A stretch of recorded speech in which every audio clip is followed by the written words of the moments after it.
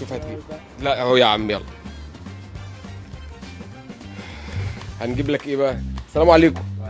بعد اذنك يا استاذ.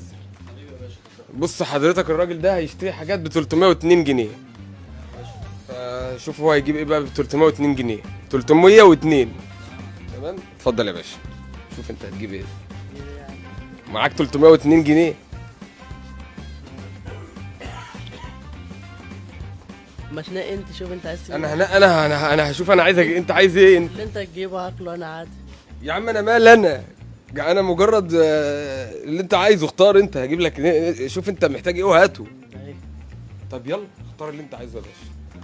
خلاص بقى كده، خلاص بقى. لا انت كده بتهزر. خلاص. والله العظيم بتهزر. اختار يا عم انت معاك 300 جنيه. ما هو خلاص بقى هو في حد انت ايه القناعه دي يا عم الحاج؟ يا عم انت كسبت ب 300 ب 302 جنيه حاجه.